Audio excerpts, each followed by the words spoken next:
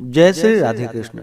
आप सभी का आपके अपने YouTube channel VK Mishra present में बहुत बहुत स्वागत है।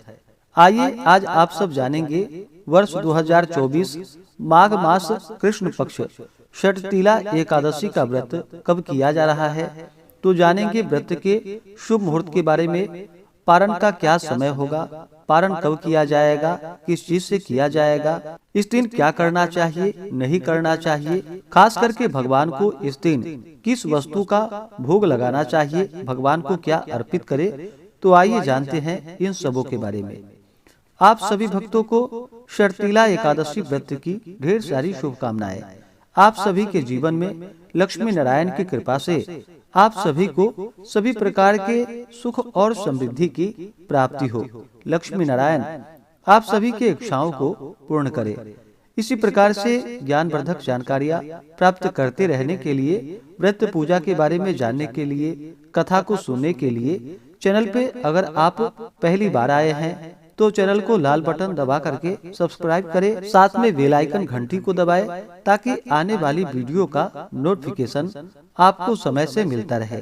वीडियो को लाइक करें, कमेंट में भगवान विष्णु की जय जरूर लिखें। माघ मास के कृष्ण पक्ष में पड़ने वाली एकादशी को इसे षटतिला एकादशी के नाम से जाना जाता है। इस दिन जो कि भगवान विष्णु, माता लक्ष्मी और भगवान विष्णु के श्री कृष्ण स्वरूप का पूजन किया जाता है। जो भी भक्त सच्ची श्रद्धा के साथ, नियम और निष्ठा के साथ षटतिला एकादशी का व्रत करते हैं, इस व्रत में नियमों का पालन करते हैं, कथा श्रवण करते हैं, इससे भगवान विष्णु, भगवान श्री कृष्ण अपने भक्तों के सभी प्रकार के पापों को नष्ट कर देते हैं। यह व्रत जो कि अनजाने में किए गए पापों को नष्ट करने वाला है तथा जानबूझकर भी किया गया पाप इस व्रत के प्रभाव से नष्ट हो जाते हैं। यह ब्रह्म हत्या आदि पापों से मुक्त करता है तथा इस व्रत को धारण करने वाले के जन्म जन्मांतरों के पाप नष्ट हो जाते हैं। स्वर्ग में अत्यंत ही आनंददायी सामानों से परिपूर्ण गृह प्राप्त होता है तथा दुर्भाग्यता, दीनता और दरिद्रता इस व्रत के प्रभाव से इन सबों का नाश होता है तथा अंत समय में स्वर्ग लोक की प्राप्ति होती है। एकादशी का व्रत जो कि प्रत्येक माह के कृष्ण पक्ष और शुक्ल पक्ष की एकादशी तिथि के दिन धारण किया जाता है। एकादशी का व्रत जो कि सभी प्रकार के पापों को नष्ट करने वाली है और जब व्यक्ति के पापों का नाश होता है तभी उनके पुण्य उदित हो पाते हैं, उसके बाद ही सांसारिक सुखों की प्राप्ति हो पाती है। तो आइए जानते हैं षटतिला एकादशी व्रत के शुभ मुहूर्त के बारे में। एकादशी तिथि प्रारंभ समय 5 फरवरी 2024 दिन सोमवार शाम 5:27 और एकादशी तिथि की समाप्ति होगी 6 फरवरी 2024 दिन मंगलवार को शाम 4:08 पे। तो हमें शुद्ध रूप से सूर्योदय व्यापनी के अनुसार जो समय प्राप्त हो रहा है वह समय 6 फरवरी 2024 दिन मंगलवार को सभी भक्तजन एकादशी का व्रत धारण करेंगे। 5 फरवरी को 10वें दिन के नियमों का पालन करेंगे। 6 फरवरी को एकादशी का व्रत किया जाएगा और इस व्रत का पारण जो कि 7 फरवरी को किया जाएगा। एकादशी व्रत का पारण जो कि हरिवासर में नहीं करना चाहिए। हरिवासर का समय द्वादशी तिथि का पहला चौथाई हिस्सा हरिवासर का होता है। हरिवासर में व्रत का पारण नहीं करना चाहिए। तो द्वादशी तिथि की जो समाप्ति है वह 7 फरवरी बुधवार के दिन दोपहर 2:03 पे द्वादशी तिथि की समाप्ति है। इस व्रत का पारण 7 फरवरी को किया जाएगा। पारण का जो समय होगा वह समय सुबह 7:06 से सुबह 9:18 तक व्रत का पारण किया जाएगा। षटतिला एकादशी व्रत का पारण जो कि गोदुग्धेन पारणम यानी कि गाय के दूध से व्रत का पारण है, यह संभव ना हो पाए तो आप तुलसी दल, जल, फल से व्रत का पारण करें। एकादशी तिथि के दिन 6 फरवरी को जो सूर्योदय का समय है वह समय सुबह 6:38 और सूर्यास्त शाम 5:45। ब्रह्म मुहूर्त का जो समय होगा वह समय सुबह 5:22 से सुबह 6:14 तक होगा।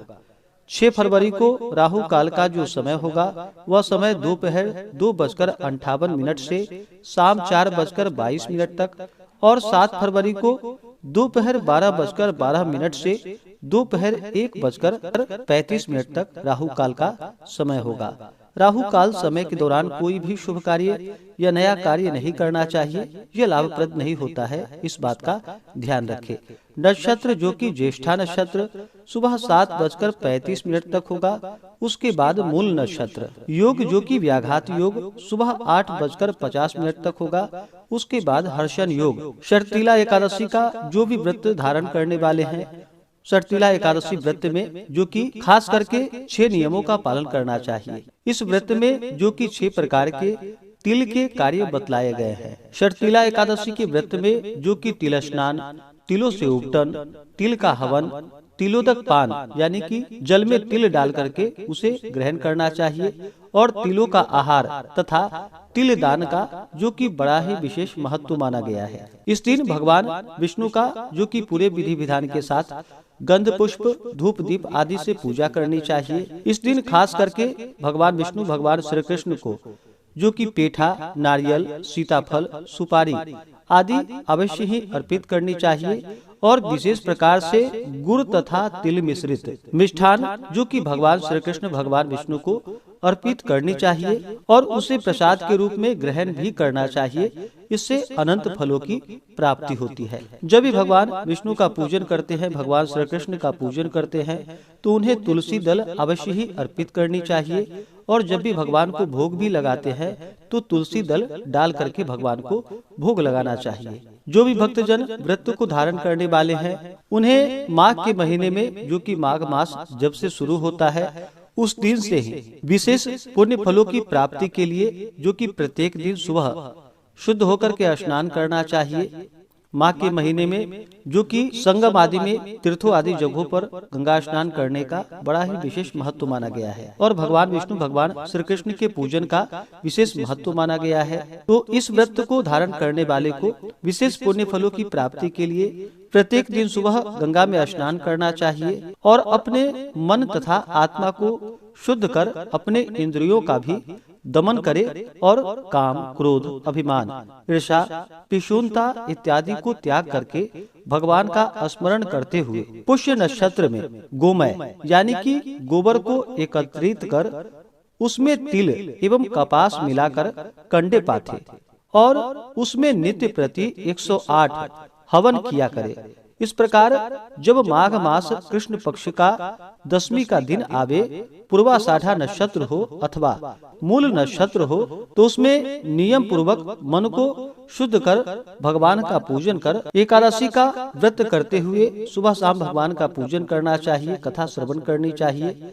भगवान विष्णु भगवान श्री कृष्ण के नाम का संकीर्तन करना चाहिए, और फिर एकादशी की रात्रि जागरण करते हुए समय को व्यतीत करना चाहिए, और दूसरे दिन द्वादशी तिथि के दिन सुबह उठ करके स्नान करके विधिवत फिर से भगवान श्री कृष्ण का जो कि गंध पुष्प धूप दीप अगर कपूर फूल मालाओं से भगवान का श्रद्धा पूर्वक पूजन करना चाहिए। नैवेद्य में विशेष प्रकार से जो कि खिचड़ी अर्पण करनी चाहिए, और फिर उसे प्रसाद के रूप में द्वादशी तिथि के दिन ग्रहण करना चाहिए। इस प्रकार व्रत को धारण करने से जो कि अनंत फलों की प्राप्ति होती है। जो भी एकादशी का व्रत धारण करने वाले हैं, उन्हें 10वीं तिथि के दिन सूर्यास्त होने से पहले ही भोजन ग्रहण कर लेना चाहिए। उस दिन शुद्ध और सात्विक आहार ग्रहण करनी चाहिए, चावल ग्रहण नहीं करनी चाहिए। 10वीं के दिन जो कि हविष्यान्न भोजन ग्रहण किया जाता है। हविष्यान्न में जो कि जौ, गेहूं, गोघृत, सेंधा नमक हुआ जो कि भोजन ग्रहण करना चाहिए,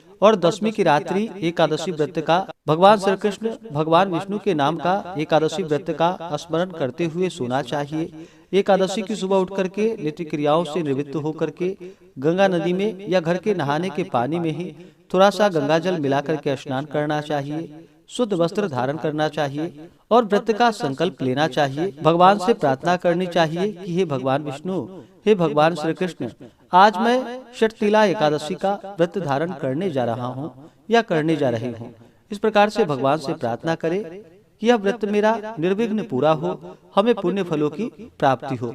इस प्रकार से भगवान से प्रार्थना करें एकादशी सुबह और शाम के वक्त पूरे विधि विधान के साथ पूजन करे, रात्रि जागरण करते हुए समय व्यतीत करे और द्वादशी की सुबह उठ करके स्नान करके शुद्ध वस्त्र धारण करके भगवान का पूजन संपन्न करके भगवान को खिचड़ी का भोग लगाए और फिर ब्राह्मणों को भोजन करवाए, ब्राह्मणों को दान और दक्षिणा दे, गरीबों को भोजन करवाए और फिर समय के अनुसार व्रत का पालन करना चाहिए और जो भगवान को खिचड़ी का भोग लगाए हैं उसे फिर प्रसाद के रूप में पहले ग्रहण करना चाहिए। इससे अनंत फलों की प्राप्ति होती है, व्यक्ति के सभी प्रकार के पापों का नाश होता है और फिर इसके प्रभाव से दुर्भाग्यता, दीनता और दरिद्रता का नाश हो जाता है।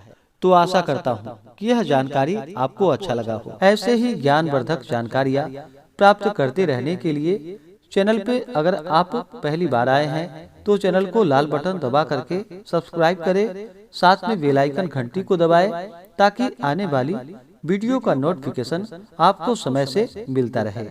वीडियो को लाइक करें, शेयर करें, सुखी रहें और स्वस्थ रहें। जय श्री राधे कृष्ण। धन्यवाद।